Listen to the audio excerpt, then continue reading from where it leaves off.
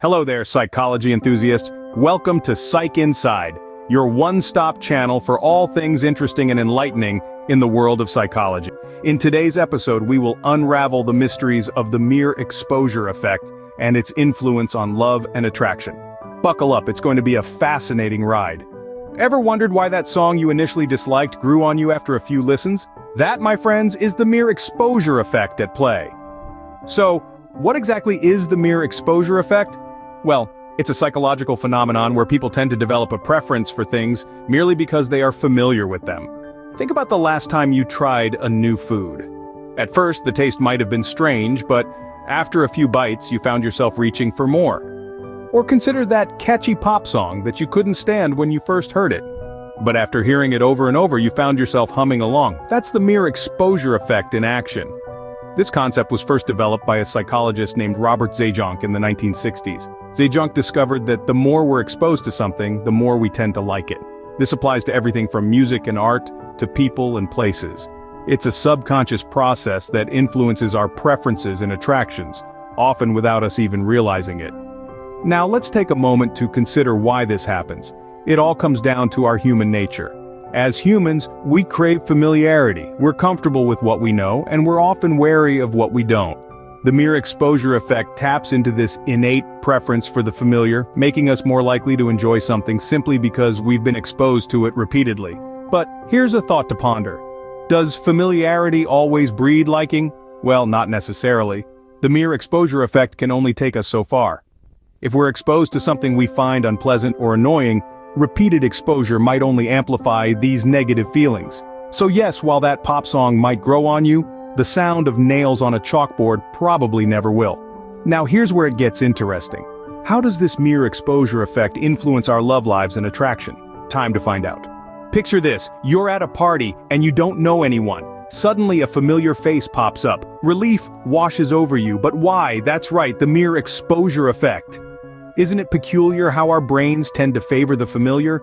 It's almost as if our minds are wired to appreciate what we know. And this isn't just about feeling comfortable at a party. This principle applies to attraction as well. In the realm of psychology, the mere exposure effect refers to the phenomenon where people develop a preference for things merely because they are familiar with them.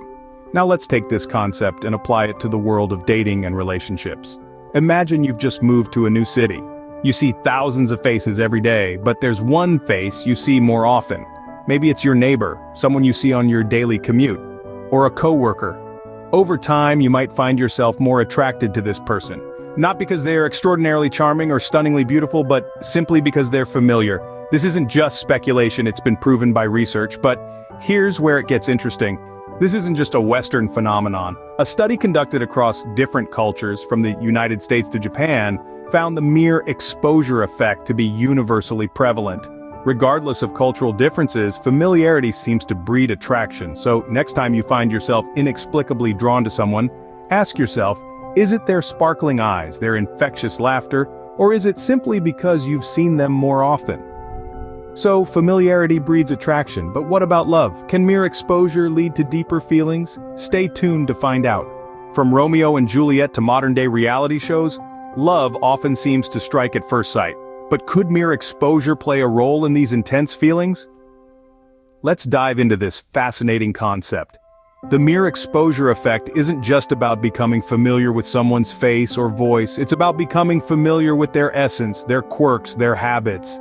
It's about the comfort we find in the familiar and how this comfort can foster feelings of love. Consider this.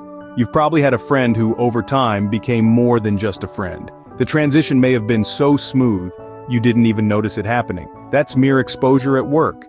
The more time you spent with this person, the more their idiosyncrasies became endearing, their flaws became charming. The mere exposure effect took a friendly relationship and turned it into something more. Now, let's get scientific. A study conducted by psychologists at the University of Pittsburgh showed that the more we're exposed to someone, the more attractive we find them. The researchers showed participants a series of faces, some familiar and some new. Interestingly, the familiar faces were rated as more attractive than the new ones. The conclusion? Mere exposure can indeed influence our perception of attractiveness, and by extension our feelings of love. But hey, it's not all about science and studies. Think about your favorite song. The first time you heard it, you probably liked it. But after hearing it over and over again, you fell in love with it. That's the power of mere exposure.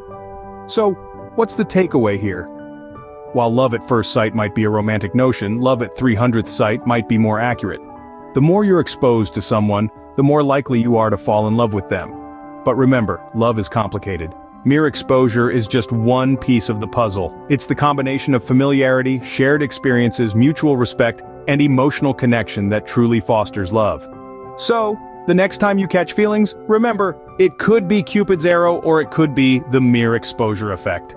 And there you have it, folks. The mere exposure effect, a psychological phenomenon that shapes our preferences, attractions, and even our love lives.